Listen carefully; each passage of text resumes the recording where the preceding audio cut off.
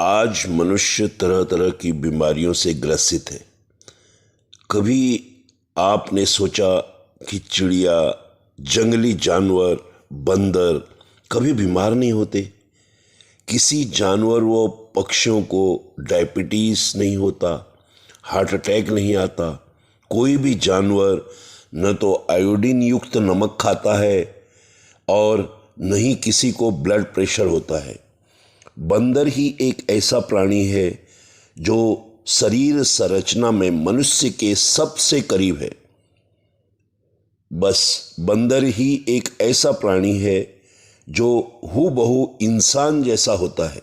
सिर्फ बंदर की पूंछ अतिरिक्त होती है और मनुष्य को कोई पूंछ नहीं होती, ताकि बंदर अपनी दिनचर्या इस प्रकार करता है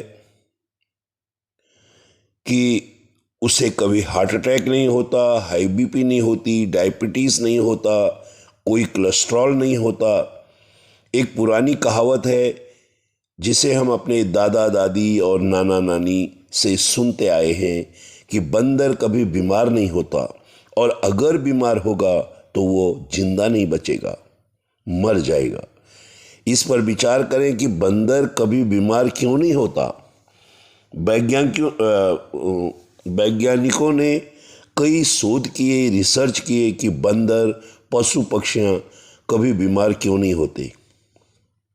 उन्होंने बंदर को बीमार बनाने के लिए कई सारे प्रयोग किए। उन्होंने तरह तरह के वायरस, बैक्टीरिया बंदर के शरीर में डालना शुरू किया, कभी इंजेक्शन के माध्यम से, और उनके सभी प्रयास असफल रहे। बंदर को कभी भी कुछ नहीं हुआ। उनसे पूछा गया कि बंदर को कुछ क्यों नहीं हुआ, तो उन्होंने एक रिपोर्ट और अपने प्रयोगों का निष्कर्ष प्रकाशित किया। उन्होंने पाया कि बंदर का जो आरएच फैक्टर होता है वो सबसे बेहतर होता है, वह आदर्श होता है। कोई भी डॉक्टर जब मनुष्य का आरएच फैक्टर नापता है तो वो बंदर के आरएच फैक्टर से उसका तुलना करते हैं। बंदर का आरएच फैक्टर को स्टैंडर्ड आरएच फैक्टर माना जाता है। बंदर के आरएच फैक्टर को ही वो स्टैंडर्ड वैल्यू मानते हैं। डॉक्टर कभी भी हमें ये बात नहीं बताते हैं, वो अलग बात है। उसका कारण यह है कि उससे कोई भी बीमारी आ नहीं सकती, उसके ब्लड में कभी भी कोलेस्ट्रॉल नहीं बढ़ता, उसे कभी भी डायबिटीज़ नहीं होती, शुगर नहीं होती। शुगर को कितनी भी बाहर से उसके शरीर में इंट्रोड्यूस कर दो, वो टिकती नहीं है। इसका यही कारण है कि बंदर सवेरे ही सवेरे भरपेट खाना खाता है, जो आदमी नहीं खा पाता। इसलिए आदमी को सारी बीमारियां होती हैं। हमारे खान पान से ही ये बीमारियां उत्पन्न होती हैं। अगर हम देखें तो सूर्य निकलने से पहले सारे जानवर, चिड़िया भरपेट खाना खा लेते हैं। प्राचीन काल में मनुष्य भी सवेरे 10 बजे तक भरपेट खाना खाता था। जब से मनुष्य नाश्ता, लंच, डिनर के चक्कर में पड़ गया, फंस गया, तब से मनुष्य बीमार रहने लगा। अगर हम बंदर, जानवरों और चिड़िया से प्रेरणा लें तो हमें भी सुबह भरपेट खाना खाना चाहिए। डॉक्टर भी अपने मरीजों को सुबह सुबह भरपेट खाने की सलाह देते हैं और लंच नाश्ता से आधा होना चाहिए, आधा पेट करना चाहिए, और डिनर 1/4 खाना चाहिए। और ये डिनर भी सूर्यास्त से पहले हो जाना चाहिए।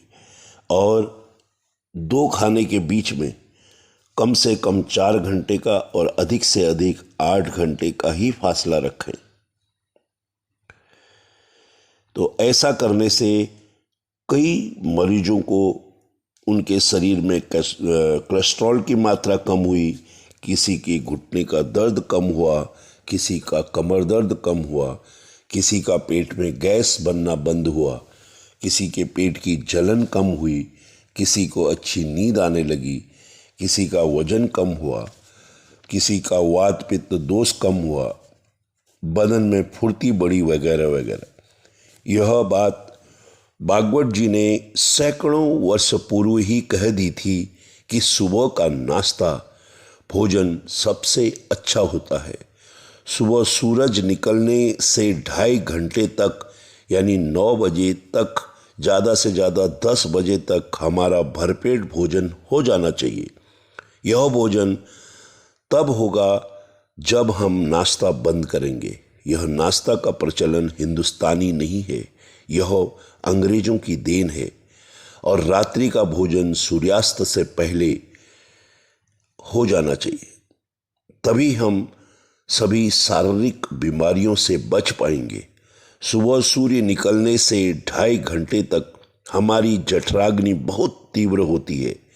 हमारी जठराग्नि का संबंध सूर्य से है। हमारी जठराग्नि सबसे तीव्र स्नान के बाद होती है। स्नान के बाद पित्त भरता है, इसलिए सुबह स्नान करके भोजन कर लेना चाहिए और एक भोजन से दूसरे भोजन के बीच में कम से कम 4 घंटा और अधिक से अधिक 8 घंटे का अंतराल रखें। बीच में कुछ न खाएं और दिन डूबने के बाद बिल्कुल न खाएं, क्योंकि यह पक्षियों और जंगली जानवरों की दिनचर्या में सम्मिलित है। अतः यही कारण है कि कोई भी पशु पक्षी कभी बीमार नहीं होते। हमेशा स्वस्थ रहें, स्वस्थ रखें, आयुर्वेद अपनाएं, निरोगी जीवन जिएं।